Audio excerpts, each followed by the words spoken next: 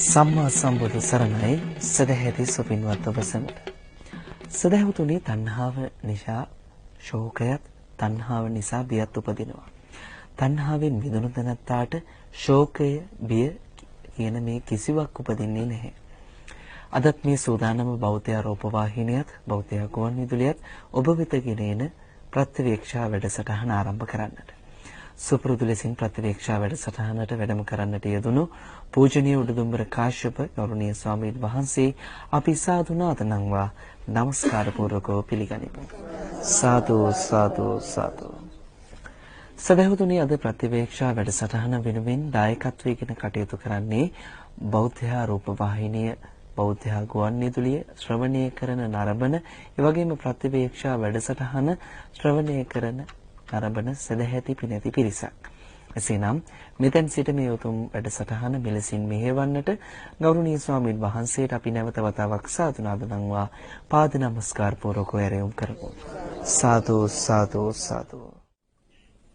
සමන්ත චක්කවාලේසු අත්‍රා ගච්ඡන්තු දේවතා සද්දම්මං මුනි රාජස් සුනන්තු සග්ග මොක්ඛදං ධම්ම ශ්‍රවණ කාලෝ අයං භදංතා ධම්ම ශ්‍රවණ කාලෝ අයං භදංතා ධම්ම ශ්‍රවණ කාලෝ අයං භදංතා. නමෝ තස්ස භගවතු වරහතෝ සම්මා සම්බුද්දස්ස නමෝ තස්ස භගවතු වරහතෝ සම්මා සම්බුද්දස්ස නමෝ තස්ස භගවතු වරහතෝ සම්මා සම්බුද්දස්ස.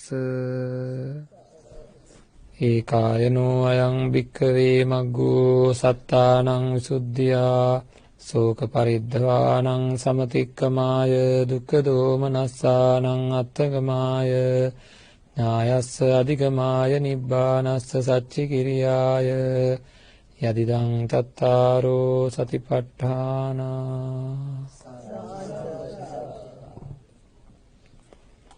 සදා බුද්ධි සම්පන්න පින්වත්නි,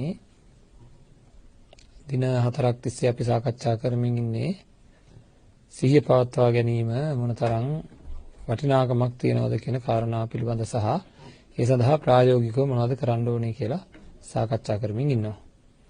ඉතින් ප්‍රත්‍යක්ෂා වැඩසටහන කියලා කියන්නේ අපි හැමදාමත් ප්‍රායෝගිකත්වයට ලං කරගන්න උත්සාහ කරන වැඩසටහනක්.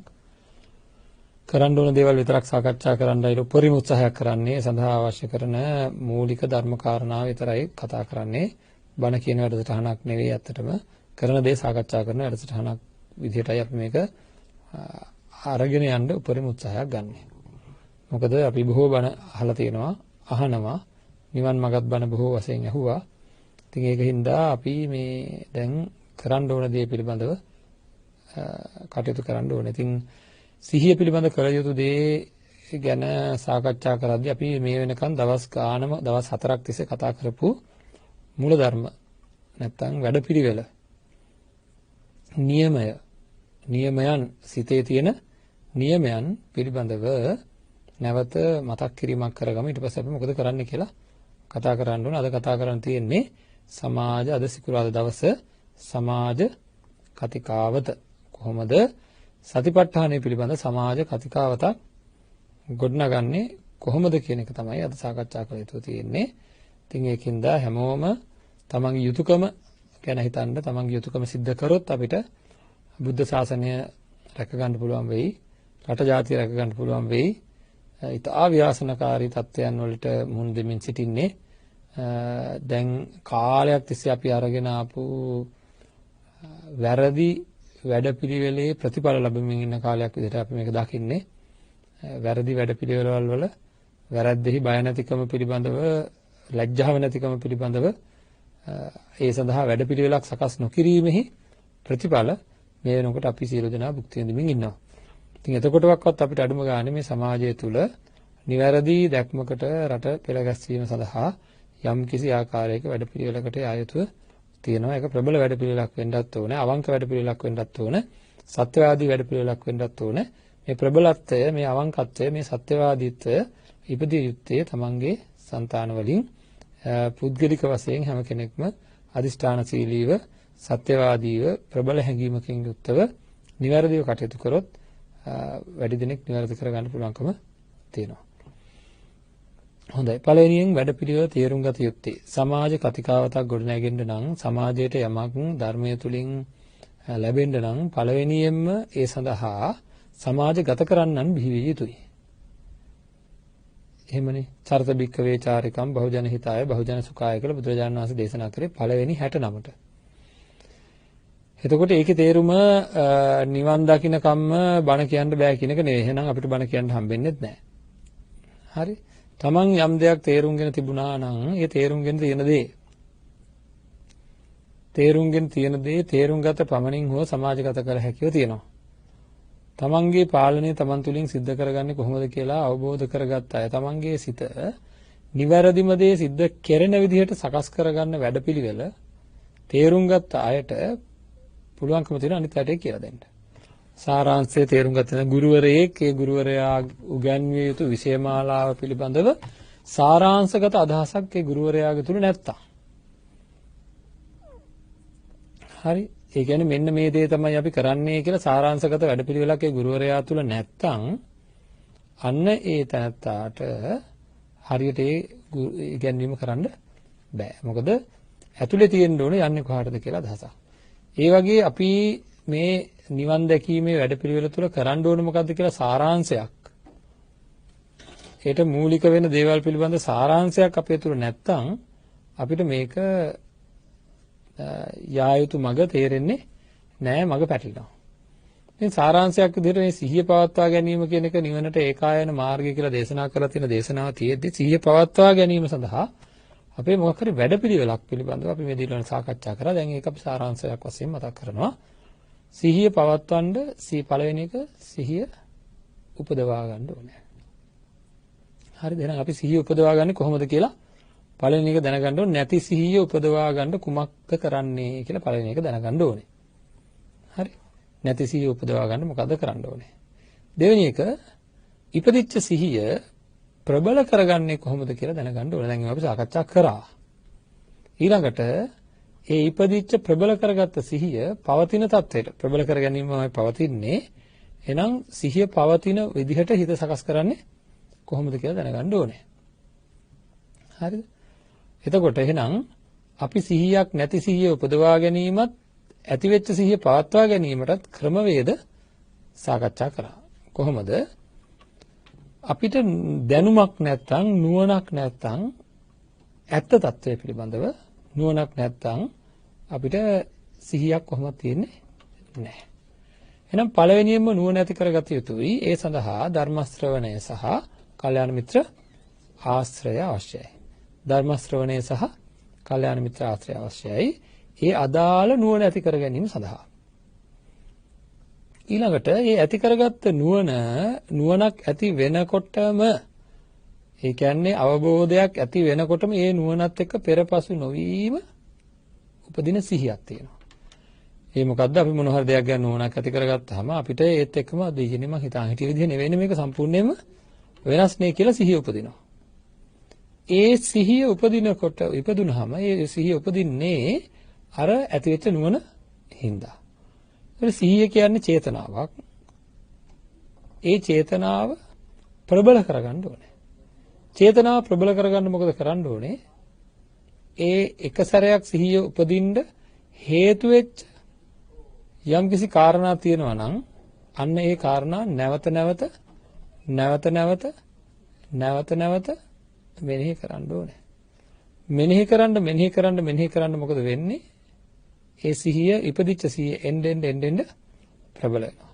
කොච්චර ප්‍රබල වෙනවද කියනවා නම් ඒක හැම වෙලෙම මතක් වෙන ගානටපත් වෙනවා. මෙන්න මේ කියන සතිපට්ඨානය පිළිබඳව මේ ඒක පවත්වා ගැනීම තමයි එයාට ඒකට අසිහියෙන් ජීවත් වෙන්නේ නැත්තත් එකටපත් වෙනවා. මේ සතිපට්ඨාන මූලධර්මයට අනුකූල දෙයක්ම තමයි අපි අපේ ජීවිතවල ප්‍රායෝගිකත්වයට ගැන කතා කරන පළවෙනි වැඩසටහන. ඒ කියන්නේ නිවන් කියන වචනය භාවිතා නොකර ලෞකිකත්වය ගැනම කතා කරන්න සිද්ධ වෙන පළවෙනි ප්‍රත්‍යක්ෂ වැඩසටහන ලබන සමුදාය දහම විකාශනය වෙන ඒ තමයි ළමා වැඩසටහන.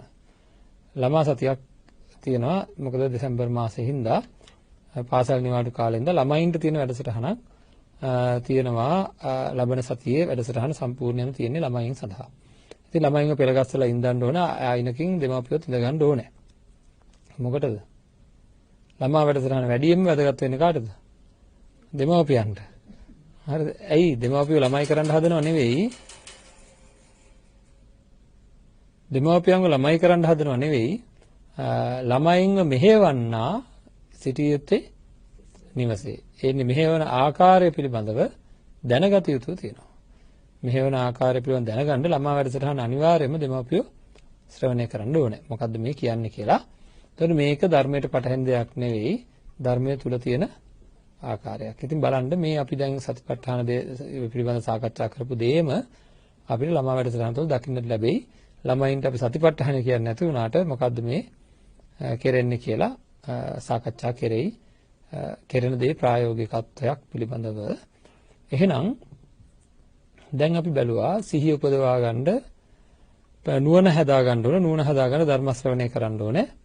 ධර්ම ශ්‍රවණය කරාට පස්සේ අපි දන්නවා ඊයේ දවසේත් අපි කතා කරා මරණය ගැන ධර්ම ශ්‍රවණය කරපු දවසට මට බය තියෙනවා නේද? මරණ චුතිසිත ගැන මෙනෙහි කරපු දවසට මගේ චුතිසිතට මොනවා ඇදිලා ඉද දන්නේ නැහැ කියලා බය තියෙනවා. එතකොට ඒ ධර්මයේ ශ්‍රවණය කරපු හින්දා මේ බය ඇති උනේ මොකද දැනගත්තා. මේ සසර මෙහෙම භයානකයි, සසර අති භයානකයි. මම මේ මෙහෙම හිටියට මොකද මගේ මරණින් මත්තේ මම ගැරන්ඩියෙක් වෙලා උපදින්න පුළුවන්, හරකෙක් වෙලා උපදින්න පුළුවන්, නරියෙක් වෙලා උපදින්න පුළුවන්, කුකුලෙක් වෙලා උපදින්න පුළුවන්, ප්‍රේතෙක් භූතයෙක් මලයක් වෙලා උපදින්න පුළුවන්. ඕන තරම් ඒ සඳහා අවස්ථාව තියෙනවා. ඒ විතරක් නෙවෙයි නිරිසතෙක් වෙන්නත් පුළුවන්. ඉතින් මම ඒ සඳහා සූදානම්ද කියලා බලන්න ඕනේ. එහෙම සූදානම්ද කියලා ඉවර වෙලා ඒ සිහිය අපි සැලසුම් හදනවනේ නේද? අපි පෙන්ෂන් එක ගැන හොයනවා. පොඩි කාලෙම හොයනවා. ඇයි ඒ? රස්සාව කරනකොටම රස්සාවක් හොයා ගන්නකොටම පෙන්ෂන් හොයනවා. ඇයි ඒ? අවසාන කාලේ ජීවත් වෙන්න කීයක් හරි එනවද මරණකම් එන පෙන්ෂන් එකක් තියෙනවද කියලා. ඉතින් ඒ වගේ මරණින් මත්තේ ගැන හිතන වාර ගන්න කොච්චරද දන්නේ නේද? මරණින් මත්තේ මට මොකද්ද වෙන්නේ කියලා හිතන වාර ගන්නක් තියෙනවද? කොච්චර අඩුද කට්ටිය එහෙම හිතනවා. ඒකට සැලසුම් හදනවා කොච්චර අඩුද? ඉතින් ඔහේ ඉන්නවා.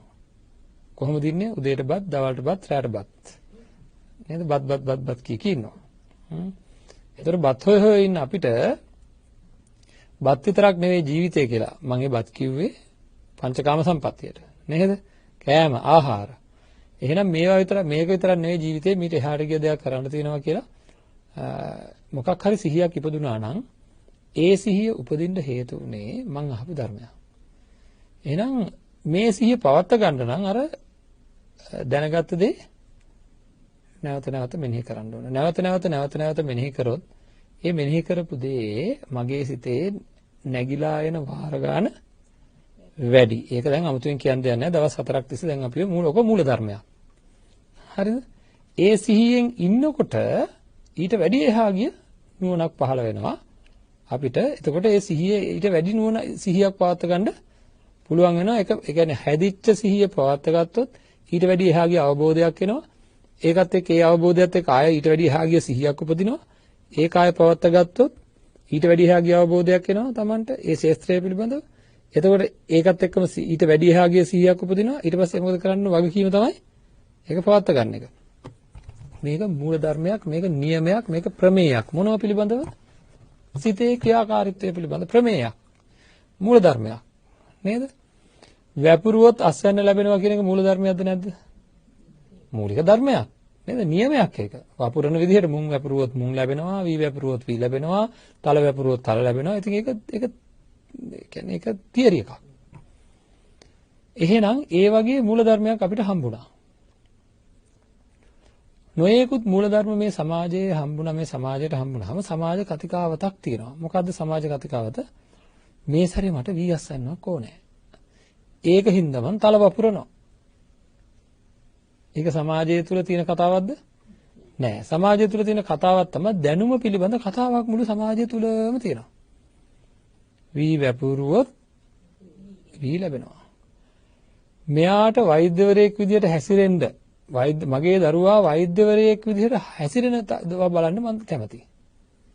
එහෙනම් මං උදේ පාන්දර මං කැමති කියලා විතරක් කියලා ඉඳලා හරියන්නේ නැහැ. එයාව වෛද්‍යවරයෙක් බවට පත් කරන්න අවශ්‍ය කරන වැඩපිළිවෙල සකස් කරා. අන්න ඒ දේ කරොත් එයාව හොඳට උසස් පෙළ සමත් කරවලා විශ්වවිද්‍යාල අධ්‍යාපනය ලබා දීලා අවුරුදු 5ක් යනකොට මෙයා වෛද්‍යවරයෙක් විදිහට එනවා කියලා අපි දන්නවා. ඒක මොකද්ද? කතිකාවතක් අපි තුල තියෙන. ඒක නියමයක්. නේද? එතකොට ක්‍රීඩාවක් කරන්න යන කෙනාට ක්‍රීඩාව ජය ගැනීම සඳහා අපි කියන එයා ලෑස්ති වෙන මං මේ සැරේ ජාතික ක්‍රීඩාවලදී මෙන්න මේ ඉසව්වෙන් පළවෙනියා හෝ දෙවෙනියා හෝ තුන්වෙනියා වෙන්නයි ඉන්නේ කියලා කෙනෙක් අපිට කියනවා. අපි යට මොනවද කියයිද? ඔයාට හොඳට පුහුණු වෙන්න වෙනවා. ඒ වගේ තැනකට යන්න ඔයාට හොඳට පුහුණු වෙන්න වෙනවා. මම මේ අහවල් සංගීත තරංගයකින් ගීත ගායනා තරංගයකින් ප්‍රථම ස්ථානය ගන්න ලොකු උත්සාහයක් අපේ ළමයෙක් තමන්ගේ ළමයෙක් ඒ වගේ එකට ලෑස්ති වෙන්න හදනවා. අපි මොකද කියන්නේ? පුහුණු වෙන්න කවුරුහරි හොයාගත්තද? නේද? හැම වෙලේම යමක් කරන්න ඉස්සෙල්ලා ඒක සඳහා ඊට පෙර ආතුව කළ යුතු වැඩපිළිවෙලක් ගැන අපේ සමාජයේ කතිකාවතක් එහෙනම් තියෙනවද නැද්ද? ඉතින් මේ කතිකාවත ගැන කතා කරනවද නැද්ද? කතා කරනවා. අසනීපයක් හොඳ කර ගැනීම පිළිබඳ වුණත් අපිට යම් ක්‍රමයක් තියෙනවා. මේවා බොන්න එපා. මේවා බිව්වොත් මේ ලෙඩේ වැඩි වෙනවා. නේද? මේවා සීතලයි, මේවා උෂ්ණයි කියලා අපේ සමාජය තුළ කතාවක් තියෙනවා. කතිකාවතක් කියන්නේ සම්මුතියක් තියෙනවා.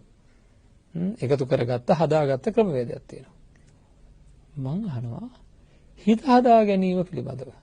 නිවැරදි සිතුවිලි හිතවල උපදවීම සඳහා ක්‍රමවේදයක් තියෙනවද නැද්ද? පාපයට බය ඇති වෙන විදිහට, පාපයට ලැජ්ජාව ඇති වෙන විදිහට සිත සකස් කිරීමේ ක්‍රමවේදය තියෙනවා බුදුරජාණන් වහන්සේගේ ධර්මයේ තුල. ඒ සිත සකස් කරන වැඩ පිළිවෙල. ඒ ගැන සමාජ කතිකාවතක් තියෙනවද?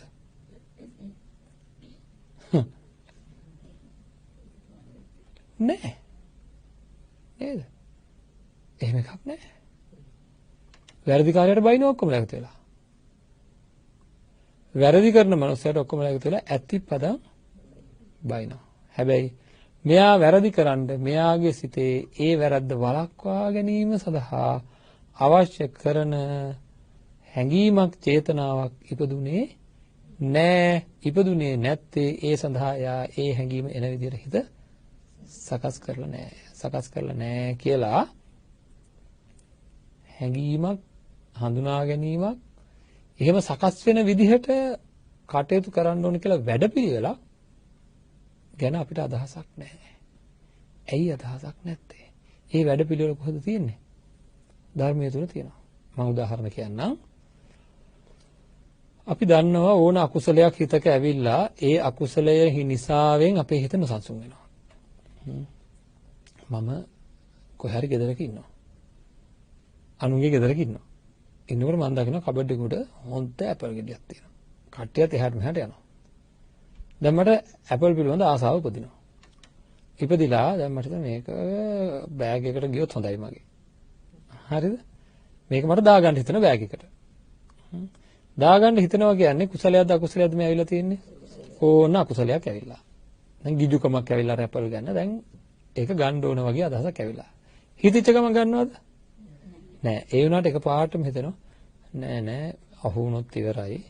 ඊටත් මේකට අයිතිකාරයක් ඇති. එයාත් ආසාවෙන් මේක කණ්ඩගෙනත් තියලා ඇත්තේ. එයාට නැතුණ මොනවා හිතේද කියලා ඒවත් හිතෙනවා. ඒ අතරවල ආය නෑ කියලා ආසාව තාවත් වැඩි වෙනවා. ඒකත් එක්ක ගිඩි ගාලා හොයන්න හරි හොරකමකට එහෙම කිට්ටු වෙනකොට මොකද කියන්නේ මාව ඔය මල්ලත්තක් එහෙම හොරකම් කරන්න ගියාම අපේ අම්මලා දන්නවන්නේ නේද? අනුන්ගේ ගෙදරකින් මල්ලත්තක් එහෙම කඩන්න ගියා නම් ඔන්න කියනවා සද්දයක් ඇහුණා මාව ගිඩි ගාලා ගැහුණා කියන එක නොසන්සුන් වෙනවා. හරි? නොසන්සුන් වෙලා එක සීමාවක් යනකම් මේක නොකර ඉන්න මට පුළුවන්. එක සීමාවක් පැනනට පස්සේ වැඩේ කෙරෙන තත්ත්වයටපත් වෙනවා. නේද? කරනවා නෙවෙයි කෙරෙන තත්ත්වයටපත් වෙනවා. ඔන්න ඔය වැරදි සිතුවිල්ල ඇවිල්ලා නොසන්සුන් වෙලා කෙරෙන තත්ත්වයටපත් වීම සමහර වෙලාවට දවසක් යනවා ඔකට. ඔය ටික වෙන්න. දවසක් හිතලා වැරදි කරන වෙලාවල් තියෙනවා. සමහරට අවුරුද්දක්ම යනවා. මේ සමහර වැරදි කරන ඔය කාමයේ වර්ධව හැසිරීම වගේ සමහර අය සිද්ධ කරන්නේ නැතුව පාලනය කරන් ඉඳලා නේද? අවුරුදු ගාණක් ඒ සිතුවිලි තිබිලා සමහර ලාවට කැඩලා ගිහිල්ලා ඒ වගේ වැරදි සිද්ධ වෙන අවස්ථා තියෙනවා. සමහර ලාට කුසනයයි. මේ හිතුණා මේකලා. එහෙනම් සිතුවිල්ල ආවත් එක්ක ක්‍රියාත්මක භාවයට යන කාලය කොච්චරක් වේද කියලා කියන්නේ නැහැ. ඒ දෙක අතරතුර සිද්ධ වෙන්නේ සිතුවිල්ල ප්‍රබල වෙන එක. ඔන්න ඔය නරක වැඩක් කරන්න ඕනේ කියලා සිතුවිල්ලක් එනකොට ඒ සිතුවිල්ල ක්‍රියාත්මක වෙන්න පෙර ආතුව අපේ මනසින් ඒක වළක්වා ගැනීම සඳහා ඒකට ප්‍රතිවිරුද්ධ සිතුවිල්ල ඉපදිය යුතුව තියෙනවා. හරිද? අන්න ඒක නිකන් උපදින්නේ නෑ. ඒක එහෙම උපදින විදිහට අපි අපේ මනස හදන්න ඕනේ, පුරුදු කරන්න ඕනේ. අන්න එහෙම කෙරුණොත් තමයි අපි මේ හැම දෙයක්ම වළකින්නේ. ඔය පංචශීල සමාදානය කියන්නේ ඔන්න ඕක පරික්ෂා කරන එක. හරිද? එහෙම සිතුවිලි එන්නේ ධර්ම ශ්‍රවණය කරපු අයට, එහෙම සිතුවිලි එන්නේ කල්යාණ මිත්‍රය ආශ්‍රය කරපු අයට, ධර්මයේ තුල යෙදෙන අයට. එහෙම පුහුණු කරන්නේ නැතුව මොනතරම් පාඩම් කරත්, මොනතරම් ධර්මය තමන්ගේ ජීවිතයට එකතු කරගත්තත් ඒ ධර්මය දරන්නේ නැහැ. ධර්මය ධාරණය කරගන්නවා කියන්නේ එකක්, දරනවා කියන්නේ තව එකක්. ධර්මයේ කියන වචනේ තියෙන අර්ථ දැක්වීමම පින්නත්නේ යමක් දරනවා නම් సంతානයේ. හොඳට මතක තියාගන්න. යමක් දැරීමමයි ඒ දැරීම දරන දේ තුලින් අපාගාමී ගමන නවත්තනවා නම් සංසාර වට දුක්ඛ ස්කන්ධය නවත්තනවා නම් අන්න ඒකට කියනවා ධර්මය කියලා. මේ මොන ධර්මයේද? බුදුරජාණන් වහන්සේ දේශනා කරපු ධර්මය. හරි? යම් මානසිකාරයක් නැත්නම් යම් කෙනෙක් තුල දැරීමක් තියෙනවා. ඔය කියන්නේ ධාරණය කර ගැනීම නෙවෙයි. මට කියන්න. ධාරණය කරගත්ත ඒවා අදාළ වෙලාවට ඔක්කොම මතක් වෙනවද? අදාළ වෙලාවට ධාරණය කරගත්ත ඔක්කොම මතක් වෙන්නේ නැහැ. මම මරණය ගැන බොහෝ විස්තර ධාරණය කරගත්තා. ඒ ගැන මතක් කරන වෙලාවට මට කියන්න පුළුවන්. මේ දෙකේ වෙනස බලන්න. මරණය ගැන තියෙන විස්තර ඔක්කොම මම ධාරණය කරගත්තා. නැත්නම් අපි නෝකට ලේසි කාමච්ඡන්දය කියන්නේ මොකද්ද? ව්‍යාපාදය කියන්නේ මොකද්ද? තීන මිද්දය කියන්නේ මොකද්ද කියලා මම විස්තර සහිතව ධාරණය කරගත්තා. කාම වස්තුන් කෙරෙහි තියෙන ඇලෙන ස්වභාවය කාමච්ඡන්දය. එතකොට මට දැන් කියන්න පුළුවන් ඒක. කවුරු හරි මගෙන් අහනකොට මේ කාමච්ඡන්දය කියන්නේ මොකක්ද? මං කියන්නම් ඉන්නෝ කියන්නම් කියලා කිව්වා. ඒක ධාරණය කර ගැනීම.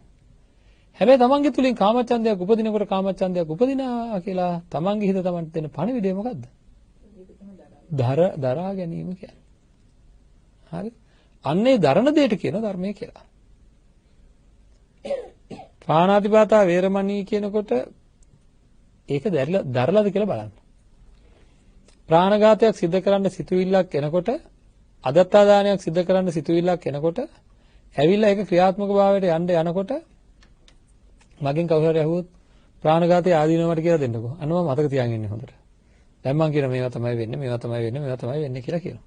හැබැයි මං සතෙක් දැකලා මට තරහා ගිහලා මරන්න යන වෙලාවට මට අරක එන්නේ නැහැ. ප්‍රාණඝාතය සිද්ධ කරනකොට ඒ ප්‍රාණඝාතය පිළිබඳව ඒක වළක්වා ගැනීම සඳහා අදහස කියලා කියන එකක් අපේ හිතෙන් දැනගත්තට එන්නේ නැත්නම් ඒක දරාගෙන නැහැ. අන්න ඒ දරා ගැනීමයි සතිපට්ඨානය කියන්නේ. ඒ දරා ගන්න දෙයට තමයි කියන්නේ ධර්මය කියලා. හරිද? ඒතකොට ධර්මය දරනවා කියන තැන අපි ඒ සිහිය පවත්වා ගැනීම සිද්ධ වෙන්න ඕනේ.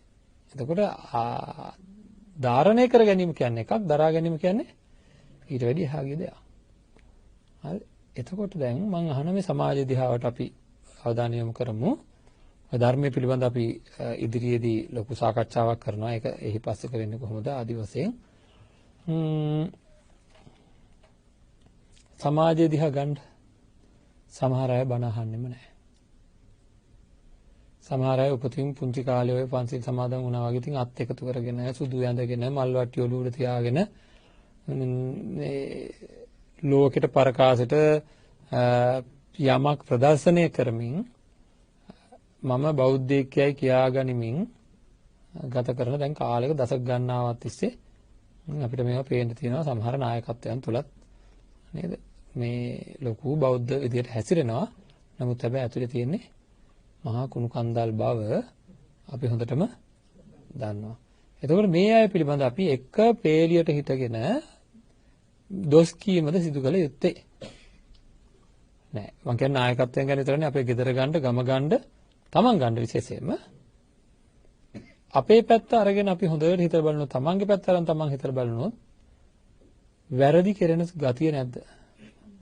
වැරදි කෙරෙනකොට වැරදි කෙරෙන්නේ ඇයි එහෙනම්? ඒ වැරද්ද නවත්තන්න අවශ්‍ය කරන ශක්තිමත් සිතුවිලි ඒ වැරද්ද ක්‍රියාත්මක වෙන්න ඉස්සෙල්ලා ඇවිල්ලා මගේ මනසෙන් නැగిලා ඒක නවත්තවුවේ නැති නිසාවෙන් නේද? වැරද්දක් සිද්ධ වෙච්ච හැම වෙලාවකම ගැන තමන්ගේ අතින් උනේ මොකද්ද කියලා බලන්න. අන් අයට පරස වචන කිව්වා ආදරය කරන අයට පස්සේ මට දුකත් හිතුණා නේද? නමුත් ඒ වෙලාවේ ඒක කියුනේ කොහොමද? අපි කියනවා නිකන් මොකක් ලස්සනට අපි නිකන් සාමාන්‍ය සමාජය කියනවා. අනේ මන් දන්නේ මට ඒ වෙලාවේ පාලනය කරගන්න බැරි වුණා. මම ඕන නැති දේවල් වගේක් කියුණානේ බලන්නකෝ. කියුණානේ දැන් මට ඒක අපිට හරි බයයි කියපු දේවල් ගැන පස්සේ. කියුණා කියනවා.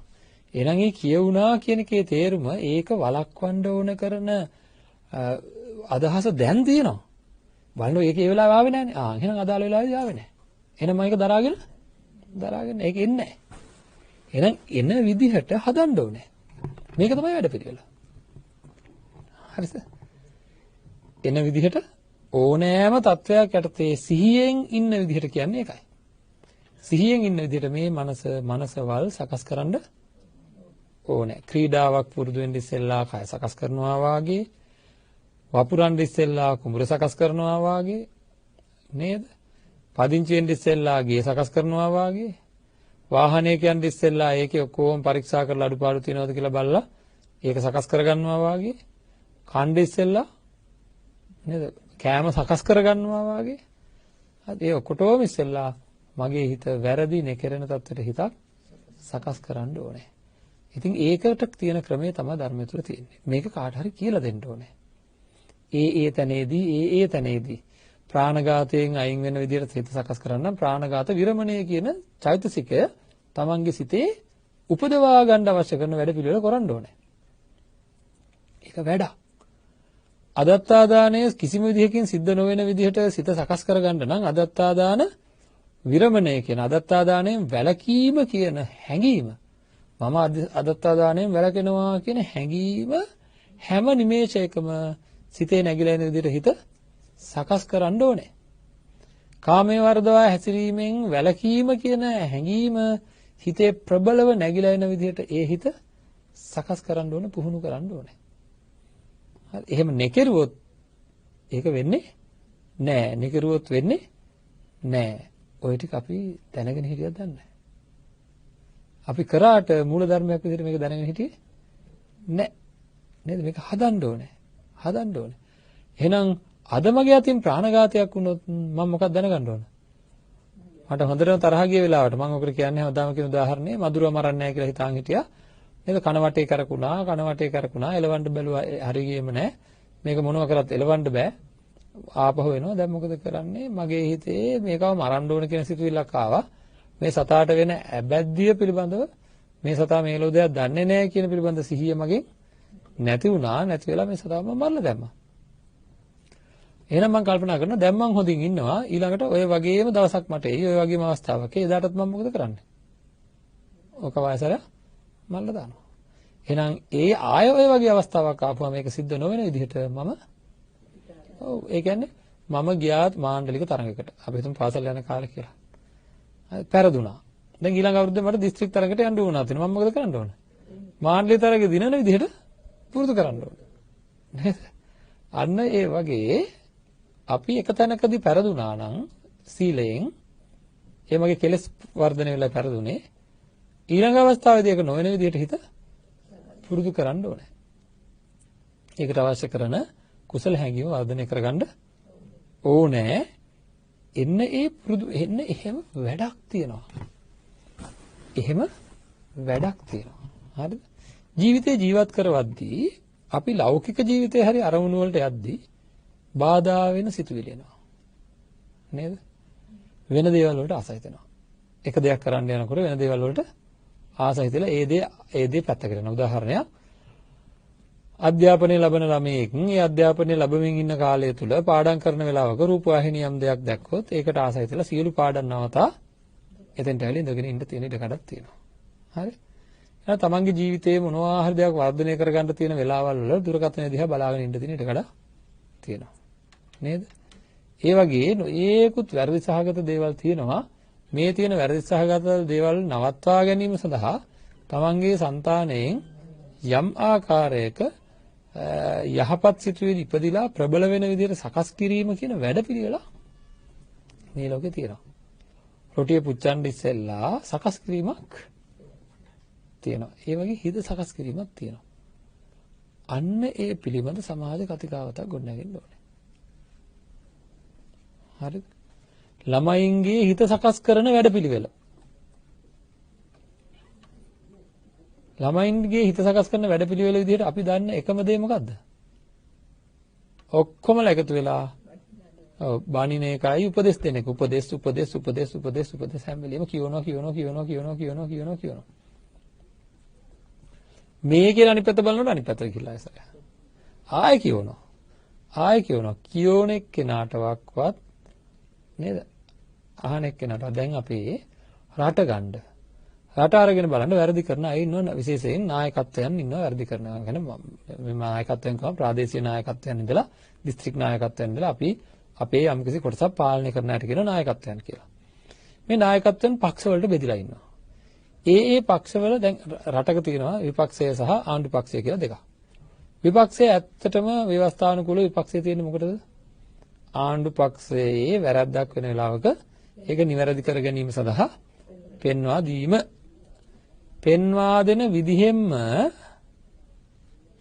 පෙන්වා දෙන විදිහ තුල තියෙන එක හදා ගැනීම සඳහා පෙන්වා දෙන ආකාරයක්ද? නෑ, මාරාන්තික පෙන්වා දීමක් තියෙනවා. ගහමරා ගන්න පෙන්වා දීමක් තියෙන්නේ. නේද? ඉතින් මේ වැරදි දකින්නකොට අනේ මේ ඇත්තෝ මේ වැරදි කරන්නේ ඒ වැරදි වලින් වළක්වා ගැනීම සඳහා සිත් උපදින්නේ නැති හින්දාය කියලා. හරි. මට එක දවසක හම්බුණා හිටපු කතානායකයෙක්. ඒ තමයි විජ්ජමු ලොකු බණ්ඩාර මහත්මයා. මෙතුමත් එක්ක සුහද සාකච්ඡාවක යෙදලා ඉන්නකොට මහා පුදුම කතාවක් කිව්වා. මම දන්නේ ඒක ක්‍රියාත්මක කරන්න ඇති කියලා මම හිතනවා. නෑ කියලා හිතන්නේ නෑ. මොකද ඒ පිළිබඳව මම ඉතිහාසයක් දන්නේ නෑ ලොකුවට. නමුත් වෙච්ච දේ මම කියන්නම්. මෙතුමා කියනවා මට මෙහෙම හාමුදුරනේ මං කතානායක තත්ත්වයටපත් වෙනවා. දැන් කතානායකනේ. මං ඒ වෙනකන් උපරිම උත්සාහය කරලා පන්සිල් රැක්කා. හැබැයි මං කතානායක තත්ත්වයටපත් වුණාට පස්සේ මං ආජීව අට්ටමක සීලය සමාදන් වුණා කියලා. හරිද? ආජීව අට්ටමක සීලය සමාදන් වුණා කියනවා. ඒ කියන්නේ උපරිම උත්සාහ කරා වචනය සංවර කර ගැනීම සඳහා ධර්මයේ තියෙන දේවල් භාවිතා කරා කියලා. ඉතින් උත්සාහයක් කරගත්තා. අඩුම ගානේ ඒක මතක් වෙනවනේ. නේද?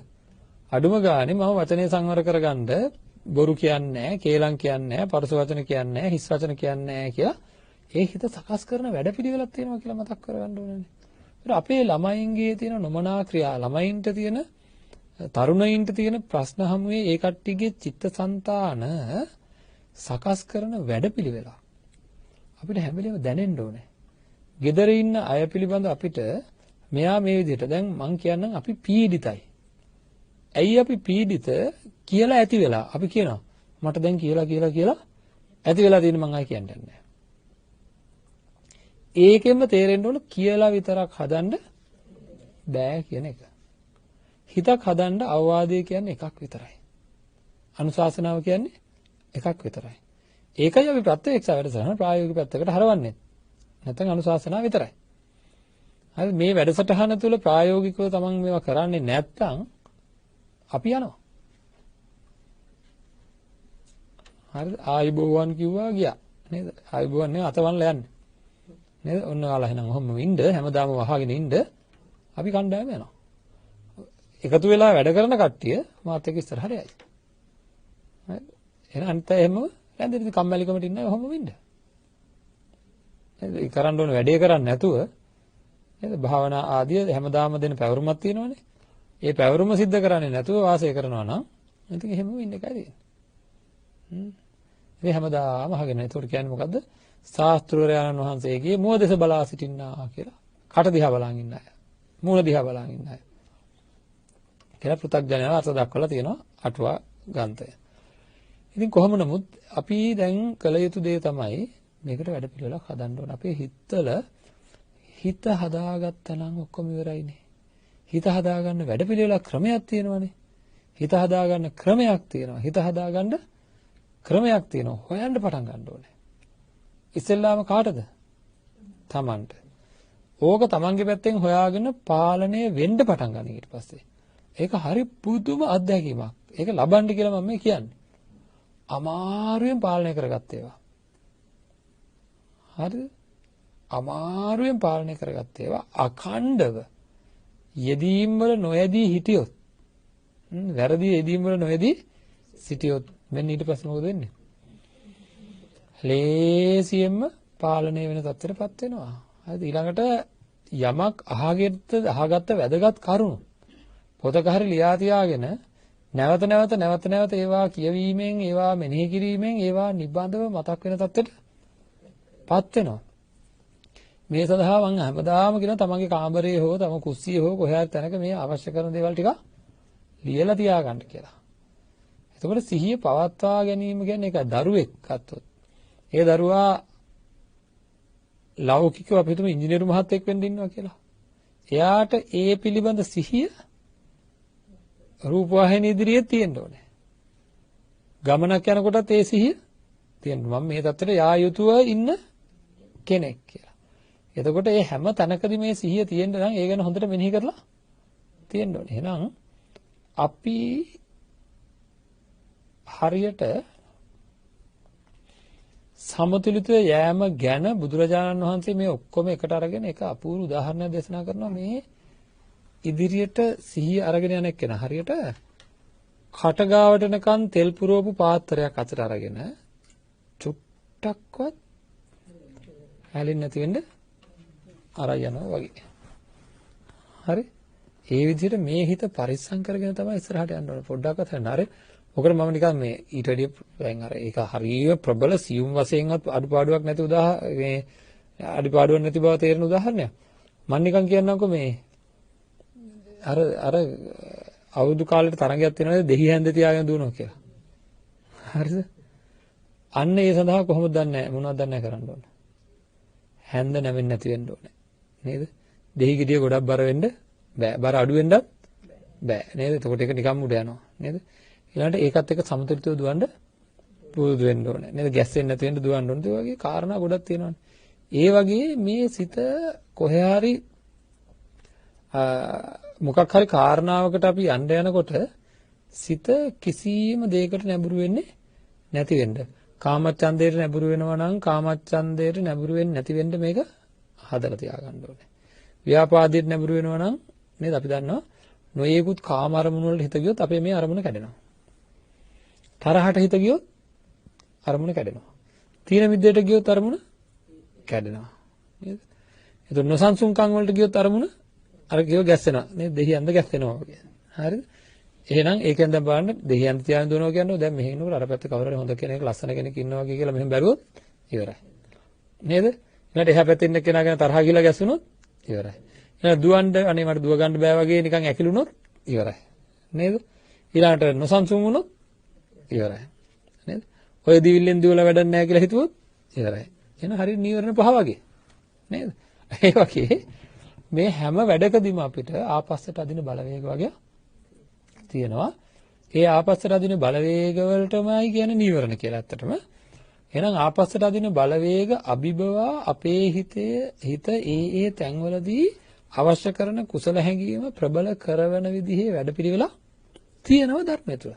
ඒක අපි දැන් සතියේ කතා කරා. මේ දින හතරෙම. එහෙනම් මොකටද කුසලට කම්මැලි වන්නේ? නේද? මොකටද කම්මැලි වෙන්නේ? එහෙනම් මේ විදිහට හදාගන්න. හදනකම් තමයි ඔය කම්මැලි ගතිය තියෙන්නේ. නිකන් කෙඩෑරි ගතිය, මට බැරි යෝ ගතිය තියෙන්නේ. මේක හදනකම්. හදාගත්තාම ඒක නැහැ.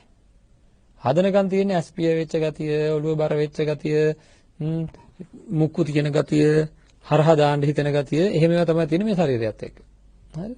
හදාගත්තට පස්සේ මොකද වෙන්නේ? හරි ප්‍රබෝධමත්. මේක හැදුවට පස්සේ හරි ප්‍රබෝධමත් කාර්යක්ෂමයි උදේ ඉඳන් ලොකු වැඩ ප්‍රමාණයක් කරන උදේ ඉඳන් හරිම ප්‍රබෝධ ජනකව ඉන්න කාලේ නාස්ති කරගන්නේ නැති නිින්ද අඩු කරගන්න කෙනෙක් බවට සිල් කඩන්නේ නැති ඉන්ද්‍රිය සංවර කරගන්නේ නැති කෙනෙක් බවට පත් වෙනවා.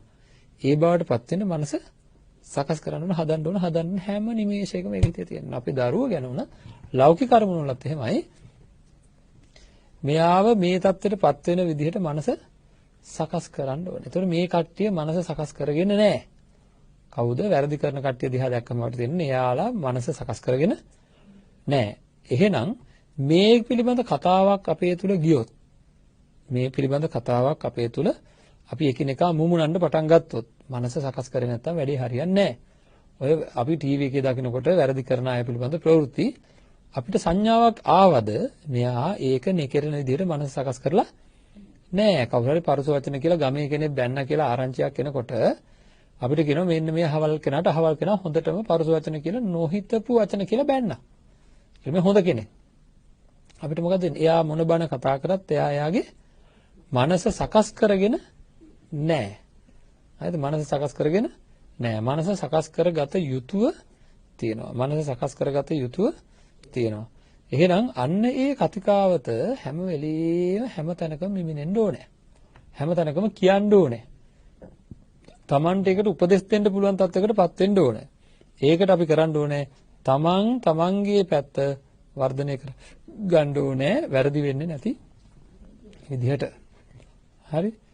එහෙනම් ඒ විදිහට වුණාට පස්සේ අපිට සිත සකස් කරන වැඩපිළිවෙලක් නේද කවදා හරි මේ රටේ මිනිසුන්ට නිවැරදිව ක්‍රියාත්මක වෙන්න අපි හිතමු අඩුම තරමින් හොරකම් නොකර ජීවත් වෙන්න පුරුදු කරන්න ඕනේ කියලා වචනයක් කොහේ හරි ඇහුණාද? හරිද? හොරකම් නොකර ජීවත් වෙන්න හිත පුරුදු කරන්න ඕනේ. පාරුස වචන නොකිය ජීවත් වෙන්න හිත පුරුදු කරන්න ඕනේ. හරි අපි සාකච්ඡාවේදී කිව්වා ප්‍රැක්ටිස් කරන්න ඕනේ කියලා ඔකට. හරිද? අපි කියනවනේ නේද? අපි කියනවනේ එක ඒවා පුරුදු කරන්න ඕනේ කියලා.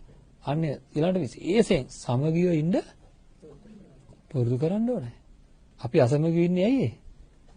සමගියව ඉන්න අවශ්‍ය කරන සිතුවිලි ප්‍රබලව හිතේ නැගෙන විදිහට අපි රොත්ත පිටින්. හරිද? අපේ ජාතියේ මිනිස්සු එකතු වෙලා මේක කරන්න ඕන පින්නත් නේ. මම ආයෙ මතක් කරන්නම් මේක අපි සමාජ කතිකාවතක් ඕන හින්දායි මේ මතක් කරන්නේ. අපි මේක දැඩිව සිටිය යුතු කාලයක් ඇවිල්ලා තියෙන්නේ. මේක නිකම් මෙහෙම කතා කර විතරක් ඉඳලා බෑ. වැඩ පටන් ගන්න කියලා මම මේ කියන්නේ. අනිවාර්යෙන් වැඩ පටන් ගන්න.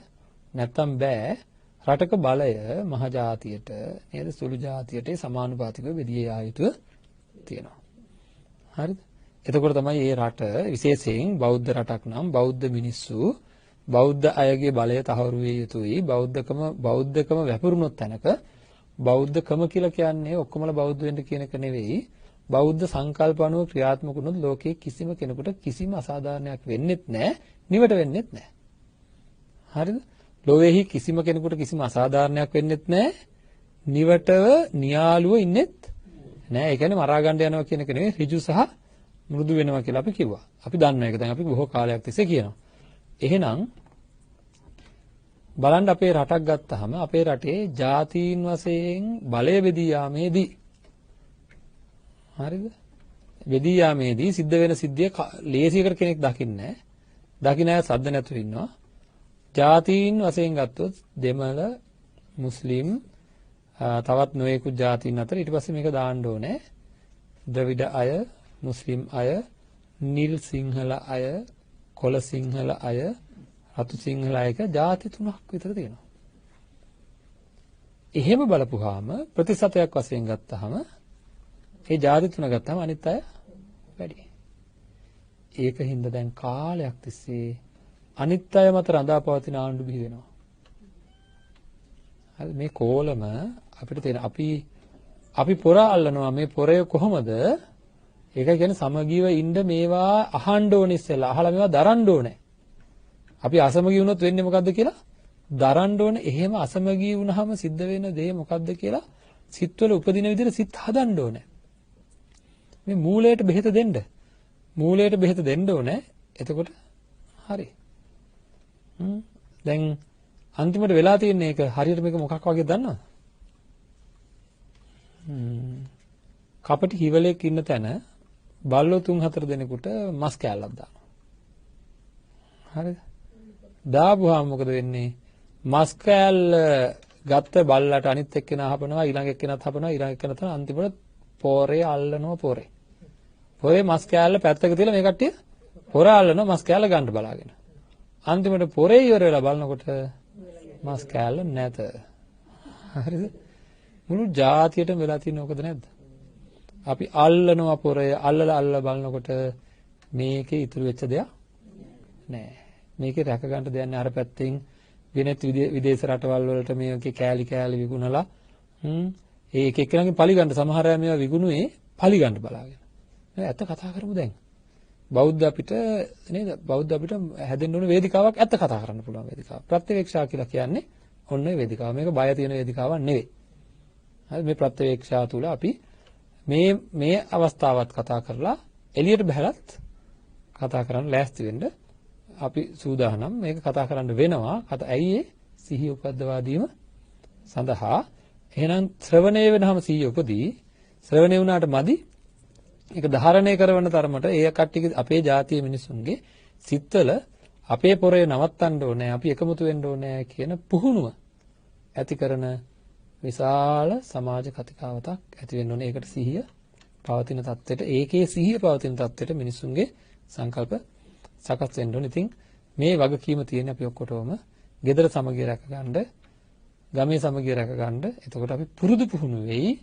හරිද? තමන් තනියම පුරුදු වෙන්න ඕනම තත්ත්වයක් යටතේ සමගි සම්පන්න ඉන්න. ඒ කියන්නේ තමන්ගේ සිහිය පවත්වා ගැනීම සඳහා තමන්ගේ අරමුණ මෙනෙහි කිරීම සිද්ධ කරන්න. පැවරුම ඊයේ කිව්වා. අදත් ඔන්නේ පැවරුම දෙන්න යන්නේ.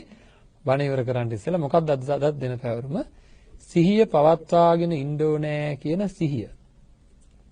දැන් අහගන්න උතන ඔව් මං සිහිය හදන්න ඕනේ නේද කියලා. සිහිය පවත්වාගෙන ඉන්න ඕන කියන සිහිය ඒ සිහියත් හැදෙන්න ඕනද නැද්ද? සිහිය පිහිටවාගෙන ඉන්න ඕන කියන සිහිය පිළිබඳව සිහිය තියෙන්න ඕනේ. අන්න ඒක උදෑසන නැගිට ගමන් හැමදාම මතක් කරගන්න. ඒ වෙලාවම දාගන්න මොකද්ද උදෑසන නැගිට ගමන් මම සිහිය පවත්වා ගන්න වැඩපිළිවෙල සිදු කරනවා. මම සිහිය පවත්වා ගන්න වැඩපිළිවෙල සිදු කරනවා. එහෙම වුණොත් මට ලොකු දියුණුවක් හැම පැත්තකම ඇති කරගන්න පුළුවන්. මම සිහිය පවත්වාගෙන ඉන්න ඕනේ කියලා ඉන්නවමයි කියලා අදිෂ්ඨානයක් අරගන්න හැමදාම උදේට. එහෙම ගත්තට පස්සේ අපිට අදාළ තැන්වල සිහිය පවත්වන්න අවශ්‍ය කරන සිහිය එයි. ඒක ආවොත් එයා කරුණු හොයයි කොහොමද කරන්නේ කියලා. ඒ කියන්නේ මේ කතිකාවත තමන්ගේ තුල ක්‍රියාත්මක කරන්න. ඒක තමන්ගේ තුල ක්‍රියාත්මක කරනකොට ඒක ගෙදරට බෝ වෙයි. ගෙදරට බෝ වෙයි අනිත් අයට කියයි ඔය විදිහට හැසිරෙන්න වගේ හිත හදලා නැති හින්දා ඔයා හිත හදලා බලන්න පොඩ්ඩක් ඔයාට ඔයිට වැඩි කම්මැලි නැතුව පාඩම් කරන්න පුළුවන් වෙයි. අද අපි ලබන සතියේ දිගටම ළමයින්ට මේ පිළිබඳව ලබන සතිය ගැන මම කිව්වා. ඉතින් ඒ වගේ උපක්‍රම පාවිච්චි කරලා අපි කොහොම හරි කරලා මේ අගාධයෙන් ගොඩ එන වැඩපිළිවෙල සකස් කරගන්න ඕනේ. ඒ සඳහා අවශ්‍ය කරන ශක්තිය, ධෛර්යය, වීරිය, අදිෂ්ඨානය, වාසනාව, ප්‍රඥාව හැම කෙනෙකුටම ලැබේවා කියලා ප්‍රාර්ථනා කරනවා. හොඳයි. අද දවසේ සියලු දෙනාටම චතුරාර්ය සත්‍ය ධර්මයේ අවබෝධය සඳහා නිවන් මාර්ගයට පිවිසීම පිණිසත් කියන පරම අරමුණක් මූලික කරගෙන දායකත්වය හා පැමිණි සියලු දෙනාට සෙත් ප්‍රාර්ථනා කිරීමටත් සුජීවත්ව සිටින අයගේ ඥාති මිත්‍රාදීන්ට සෙත් ප්‍රාර්ථනා කිරීමත් මියගිය ඥාතීන්ට පුණ්‍ය අනුමෝදනා කිරීමත් කියන අරමුණෙන් අද දවසේ ධර්ම දේශනාවේ දායකත්වය දරන්නේ නිවන් මාර්ගට යොමු දායක පිරිසක් කියලායි සඳහන් කරලා තියෙන්නේ. ඉතින් ඒ කට්ටියගේ නම් ගොත් කිසිවක් සඳහන් කරේ නැහැ. වැඩි වෙලාවක් ධර්ම ශ්‍රවණය කරන්න අවස්ථාව ලබා දීලා ධර්ම දානමය පුණ්‍ය කර්මය පරිපූර්ණ බවට පත් කරගෙන කටයුතු කරා. නමුත් අපි ආය වෙනුවෙන් ප්‍රාර්ථනා කරමු අපේ නිවසට මේ ධර්ම දේශනාව අරගෙන එන්න කටයුතු කරපු මේ මැදිරියට ඇවිල්ලා බණ අහපු පින්වත් පිරිසට උතුම් ධර්ම අවබෝධය සඳහාම මේ සියලු පුණ්‍ය ශක්තිය හේතු වේවා කියලා ප්‍රාර්ථනා කරමු. ආකාසට්ටා චුම්මට්ටා දේවා නාග මහිද්దికා පුඤ්ඤන්තං අනුමෝදිත්වා චිරං රක්ඛන්තු ශාසනං චිරං රක්ඛන්තු දේශනං චිරං රක්ඛන්තු මං පරන්ති. සාදු සාදු සාදු. සදහතුනි නිවැරදිම වෙනසකට ජීවිතය රැගෙන යන ප්‍රතිවේක්ෂා වැඩසටහනේ සතිපට්ඨානය ඇසුරෙන් කෙරුණු සමාජ කතිකාවත දේශනාව අද දවසේ එලෙසින් නිමවටපත් වුණේ. දේශනාව පවත්වා වදාළ පූජනීය උඩුදුම්බර කාශ්‍යප අපේ ගෞරවනීය ස්වාමීන් වහන්සේට නිදුක් නිරෝගී චිරජීවනය සැලසේවායි අපි සාදු නාද නම්වා ප්‍රාර්ථනා කරමු. සාදු සාදු සාදු. හෙට දවසේත් සුපුරුදු ලෙසින් ප්‍රත්‍යක්ෂා වැඩසටහනේ අපේ බෞද්ධ උරුමය දේශනාව සමගින් ඔබට සම්බන්ධ වන්නට අපි ආරාධනා කරමින් බෞද්ධ ආරෝප වාහිනියත් බෞද්ධ ගුවන්විදුලියත් අද දවසේ ඔබ වෙත sannivedanaya කළ ප්‍රත්‍යක්ෂා වැඩසටහන මෙලෙසින් නිමවට පත්වනවා. ඔබ සැමට තෙරුවන් සරණයි.